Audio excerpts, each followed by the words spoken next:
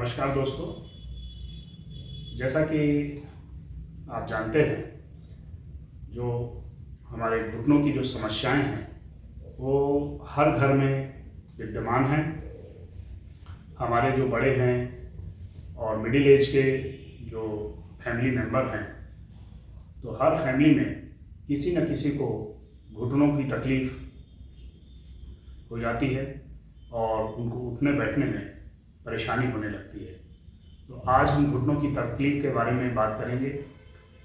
ज़्यादातर आमतौर में जब भी पेशेंट घुटनों के इलाज के लिए डॉक्टर के पास जाते हैं तो डॉक्टर्स लोग कई बार बोल देते हैं कि घुटने में गैप आ गया है, और जब पेशेंट्स दूसरे डॉक्टर के पास जाते हैं तो वो पहले से ही ये बात बोलते हैं कि हमारे घुटने में गैप आ गया है। तो आज हम इसी विषय पर चर्चा करेंगे कि घुटनों में गैप आखिर होता क्या है। तो घुटनों में जो गैप की समस्या है ये आखिर होती क्या है। तो जैसा कि हम जानते हैं कि जो हम सबसे पहले देखते हैं कि घुटना बनता किस प्रकार से है। तो ये घुटने का एक मॉडल है जिसमें आप देख रहे हैं कि घुटना जो है दो हड्डियों के बीच में एक जोड़ रहता है, जिसमें ऊपर की फीमर हड्डी है और नीचे की टिबिया हड्डी है।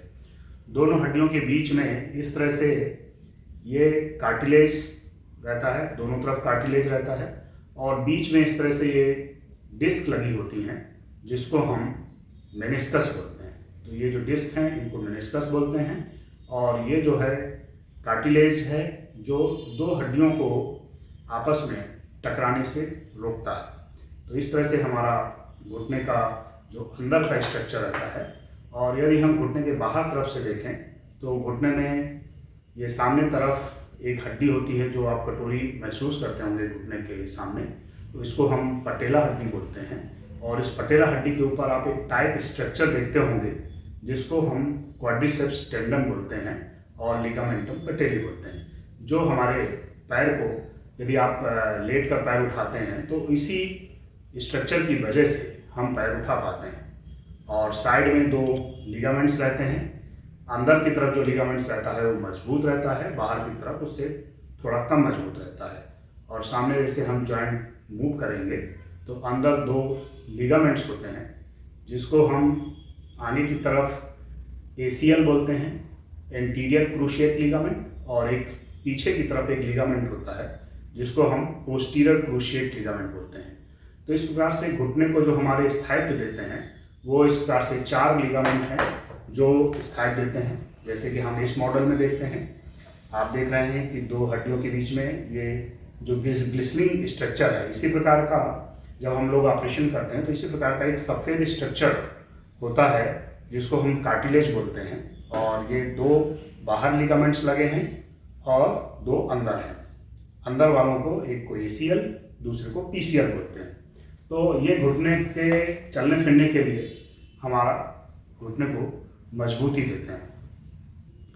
अब जब हम बात करते हैं कि हमारे जोड़ों का दर्द किस प्रकार से स्टार्ट हो जाता है, तो यदि हम ऐसी बात करें कि जोड़ों का दर्द प्रायः हर उम्र में देखा जाता है। यदि कम उम्र है, जैसे मान के चलिए कि 15-16 साल से नीचे की उम्र में होता है, तो यूजली एक प्रकार के सूजन वाले बात होते हैं जिसको हम इन्फ्लेमेटरी आर्थराइटिस बोलते हैं। और कभी कभी हम जांच करते हैं रूमेटॉइड फैक्टर की, तो हमें पता चलता है कि ये जुवेनाइल रूमेटॉइड आर्थराइटिस से बच्चा प्रभावित है, और फिर हम उसको इलाज करते हैं। इसमें क्या होता है कि अंदर की जो झिल्ली है जो जोड़ के लिए न्यूट्रिशन साइनोवियल फ्लूइड बनाती है उसमें सूजन आ जाती है, और इस तरह से ये झिल्ली जोड़ों को नुकसान पहुंचाने लगती है। अब हम बात करते हैं कि जैसे एज बढ़ती है, मान लीजिए 40 की एज बढ़ गई, और ज़्यादातर प्रायः 40 की एज में कई लोग अपना घुटनों का इलाज करवाने के लिए डॉक्टर्स के पास आते हैं। तो एक एज होती है 25 से 40 के बीच, जिसमें अगेन इन्फ्लेमेटरी आर्थराइटिस, सूजन वाला बात, चाहे वो रूमेटॉइड आर्थराइटिस हो या गठिया बात हो जिसको हम गाउटी आर्थराइटिस करते हैं, जिसके कारण जो जोड़ की झिल्ली है जो उसको साइनोवियल फ्लूइड बनाती है, उसमें सूजन आ जाती है और हमारे जोड़ों को नुकसान पहुंचाने लगती है। अब हम एक एग्जांपल लेते हैं कि जैसे मान लीजिए हमने कोई नई मोटरसाइकिल खरीदी या नई कार खरीदी, तो आप देखते हैं कि जब हम कार नई रहती है या मोटरसाइकिल नई रहती है तो उसके जो टायर्स हैं वो हेल्दी रहते हैं। जब वो 3 से 4 साल 5 साल समय बीत जाता है तो देखते हैं कि टायर पुराने हो लगते हैं। और यदि वो जो कार है टैक्सी में इस्तेमाल हो रही है जिसमें कि बहुत ज़्यादा रनिंग है, तो ऐसे केसेस में टायर जल्दी ख़राब होने लगते हैं, घिसने लगते हैं। तो जो ये टायर घिसना होता है, इसी तरह से हम जो कार्टिलेज है, जो जोड़ के अंदर कार्टिलेज है, जो ये वाली लेयर है, इसको हम घिसना बोलते हैं। और कार्टिलेज जैसे जैसे घिसता जाता है तो बेसिकली घुटनों में गैप आ गया नहीं बोलते हैं, बोलना ये चाहिए कि घुटनों का गैप कम हो गया।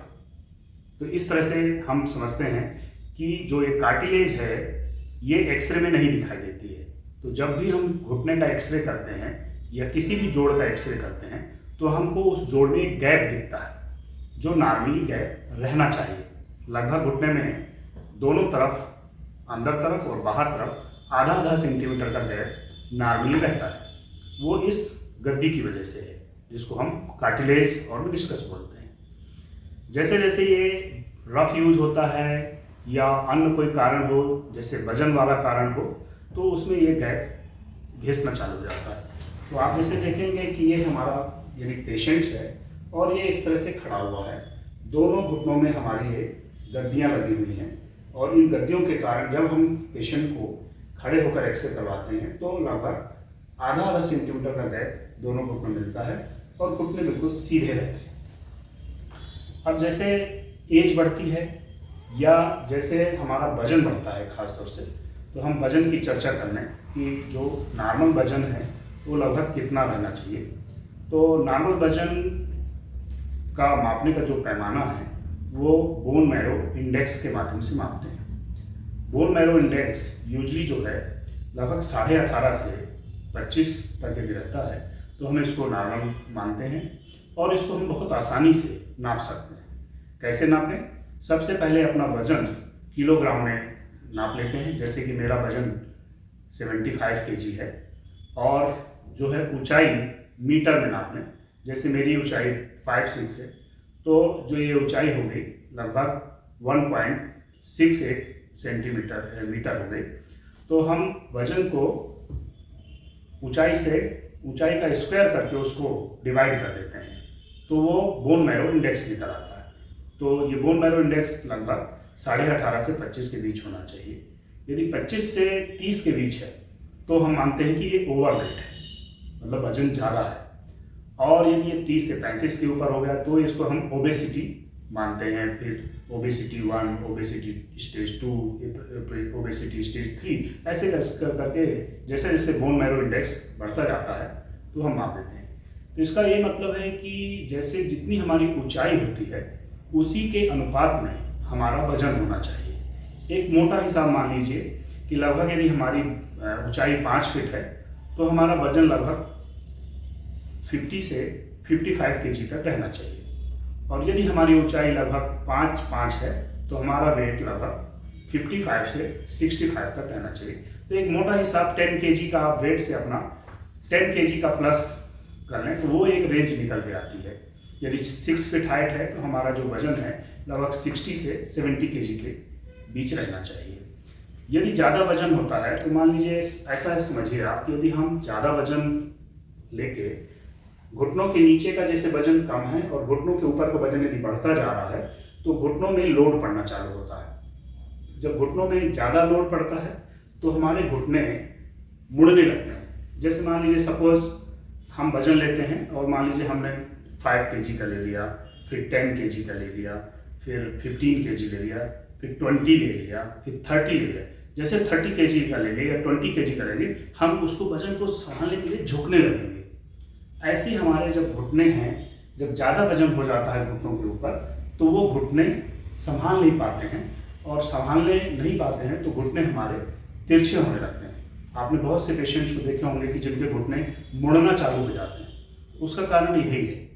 और जब एक बार घुटने मुड़ जाते हैं तो यदि हम वजन सीधी लाइन में पास करते हैं तो हमारा घुटना उसको लेने की क्षमता रखता है।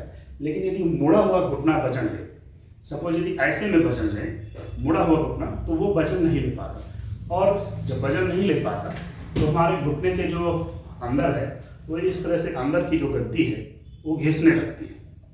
और जब अंदर की गद्दी घिसने लगती है, जिसको हम कार्टिलेज का डैमेज बोलते हैं, जब गद्दी घिस जाती है तो वही जो बोलते हैं कि गैप कम हो गया। पहले अंदर की गद्दी घिसती है और धीरे धीरे वो बाहर की भी गद्दी घिसना चालू हो जाती है। तो इसको हम, इस बीमारी को ऑस्टियोआर्थराइटिस बोलते हैं। ऑस्टियोआर्थराइटिस मतलब एक तरह से जो हमारी घुटनों के अंदर पाई जाने वाली गद्दी है वो घिसती जाती है, तो उसको हम ऑस्टियोआर्थराइटिस बोलते हैं। इसमें प्योरली जैसे रबर का, हमने जैसे बताया कि कार का टायर घिसता जाता है, उसकी परत निकलती जाती है, और वो टायर की जो ऊंचाई है या विड्थ वो छोटी होती जाती है। सेम ऐसी ही हमारा कार्टिलेज घिसता जाता है और उसकी ऊंचाई कम होना चालू हो जाती है। अब हम बात करते हैं कि इसका सलूशन क्या निकालें। तो इसका पहला सलूशन ये है कि हमको वजन कम करने का प्रयास करना चाहिए। हमारी जितनी ऊंचाई है उसी ऊंचाई के अनुपात में हमारा वजन होना चाहिए, पहली चीज़। दूसरी चीज़ ये है कि आपका यदि मान लीजिए वजन के लिए कुछ कारण रहते हैं, जैसे कि कभी कभी थायराइड रहता है, कई महिलाओं को हमने देखा है, और वो वजन कम करने का प्रयास भी करते हैं और बताते हैं कि वजन हमने कम करने का प्रयास किया और हमको तकलीफ और ज़्यादा बढ़ गई, और तकलीफ इतनी ज़्यादा बढ़ गई कि हम चल फिर नहीं पाते हैं। तो इसमें हम एक सलाह देते हैं कि जिनको वजन ज़्यादा है, घुटने में ऑस्टियोआर्थराइटिस आ गया है, तकलीफ चालू हो गई है और बहुत दूर तक चल नहीं पाए हैं, तो उनके लिए हमको जो एक्सरसाइज है, बेसिकली साइकिलिंग की एक्सरसाइज, घर में एक स्टैंड वाली साइकिल रहती है, उसकी एक्सरसाइज करके वजन कम करने का प्रयास करना चाहिए। और निश्चित रूप से एक अच्छे डाइटिशियन से मिलकर अपना एक डाइट शेड्यूल करवाना चाहिए, कि ताकि हमारा कमजोरी भी ना आने पाए और धीरे धीरे करके वजन भी कम होता जाए। अब दूसरी बात ये आती है कि यदि हमारा घुटना सपोज झुक ही गया है और इनिशियल स्टेज में हमको बीमारी पता चल गई है, तो इसकी अलाइनमेंट सर्जरी होती है। अलाइनमेंट सर्जरी में क्या करते हैं कि जो घुटना यदि तिरछा हो गया है तो उसको सीधे करने का ऑपरेशंस होते हैं, जो प्लेट के माध्यम से ऑपरेशन हो जाता है, और जो घुटना है वो हमारा फिर से सीधा हो जाता है और वजन लेने के लिए समर्थ हो जाता है। और लास्ट स्टेज में कभी कभी क्या होता है कि पूरा जोड़ का अंदर का कार्टिलेज पूरा खत्म हो जाता है, और जब पूरा खत्म हो जाता है कार्टिलेज, तो उस स्थिति में पेशेंट्स को चलने फिरने में बहुत तकलीफ होती है, और लास्ट स्टेज में फिर रिप्लेसमेंट का ऑप्शंस चुनना पड़ता है कई बार। तो इस तरह से ये जो घुटने का जो तकलीफ है, ऑस्टियोआर्थराइटिस, ये बहुत ही एक आम समस्या है। हर घर में ये समस्या विद्यमान है, और यदि हम इससे बचें तो बचने के तरीके में यही है कि पहला हम वजन कम करें, दूसरा यदि वजन कम नहीं हो पा रहा है तो घुटनों को हम तनाव ज़्यादा ना दें। तो घुटनों को तनाव ज़्यादा ना दें, उसके लिए ये है कि हम बहुत एग्रेसिव एक्सरसाइज घुटनों की ना करें, कसरत ना करें। दूसरा, घर में हम नीचे वाली जो इंडियन स्टाइल सीट होती है उसको अवॉइड करें, और हम जो वेस्टर्न कमोड है उसको इस्तेमाल करना चालू कर दें। और यदि हम पूजा वगैरह करते हैं ज़मीन पे पालथी बैठ के, तो वो अवॉइड करें। उसके लिए हम तखत जैसी चीज़ें होती हैं वो उसको इस्तेमाल कर सकते हैं, तखत में बैठ के पूजा कर सकते हैं। तो हम यदि नीचे नहीं बैठेंगे तो हमारे घुटने जो है, हमारे शरीर को जो उठाने का उनका वर्क है वो नहीं होगा, तो उससे उन्हें उतना तनाव नहीं आएगा। और धीरे धीरे निश्चित रूप से जब दवाइयाँ दी जाती हैं, कार्टिलेज प्रोटेक्टिंग एजेंट भी आते हैं आजकल, तो उनको माध्यम से कार्टिलेज का रिजनरेशन करते हैं। और कई बार कुछ जॉइंट्स के इंजेक्शंस भी आते हैं, जिसमें जो कार्टिलेज जब शुरू में कमज़ोर हो जाता है, तो जैसे आयलिंग करते हैं, गाड़ियों की आयलिंग करते हैं, टायर्स की आयलिंग करते हैं, ग्रीसिंग कर देते हैं, ऐसे घुटनों के अंदर जो है आयलिंग ग्रीसिंग करने के लिए कुछ वो आते हैं सोल्यूशन, जिनको हाइलोरोनिक एसिड बोलते हैं। तो उनके इस्तेमाल से भी कई बार थोड़ा राहत मिलती है।